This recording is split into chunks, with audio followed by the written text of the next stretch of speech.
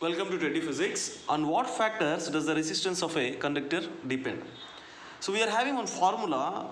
So resistance of a conductor is equal to rho L by A. So what is this R, where R is equal to resistance of a conductor. So clearly the resistance of a conductor is depend upon rho. Rho means what? Resistivity. So resistivity indicates that in what factor resistivity depends? Resistivity depends upon nature of the material. So what type of material is there? For example, for iron, one type of resistivity will be there. For copper, one type of resistivity will be there. So for different types of material, the resistivity automatically changes. So we will write here this one, the factor. So nature of material of a conductor. Nature of material of a conductor. Next, here L is there. L means what more? Length of a conductor. If you see here, if the length of the conductor increases, numerator increases, automatically this resistance also increases. So resistance is directly proportional to length. So when the length of the conductor increases, then automatically resistance also will increases. So it is also depends upon length of a conductor also. And A means what? Cross sectional area. So A means what? Cross sectional area.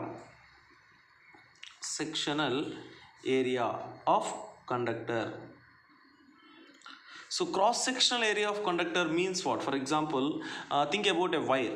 A wire, I'm going to draw a wire now. So wire means it will be look like in a cylindrical shape, three-dimensional. I'm not going to draw two-dimensional. Imagine it is in three-dimensional. So a wire, a cylindrical shape. So how this wire is formed? Because of so many infinity circles. Will be there here, one circle, one circle, one circle, one circle, one circle, like that. So many circles, okay, creates this cylinder.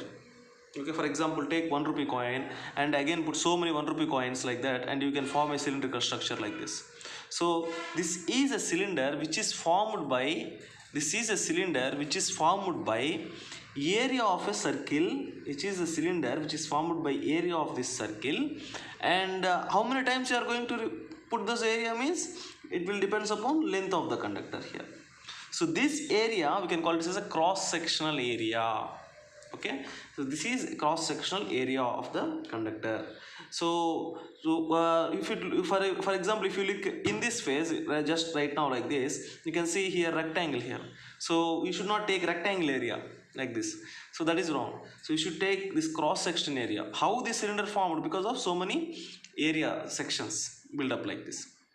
So now we came to know 3 points. One point is resistance is depends upon nature of material of a conductor. Second one, it's depend upon length of the conductor. Third one, area of cross section of a conductor.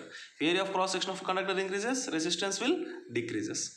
And fourth one is there, which is very important point. It also depends upon temperature. It also depends upon temperature. So temperature, it also depends upon, very important point more, it also depends upon temperature. So I'm going to give you a relationship which is gives the relationship between temperature and resistance. So resistance is equal to reference resistance times of 1 plus alpha t minus t reference. This is the relationship. So in this relationship we can see that resistance is depends upon the change in temperature. So what is this reference resistance means? First of all, you should know the reference temperature. Generally we will take reference temperature as a T reference as 20 degrees centigrade.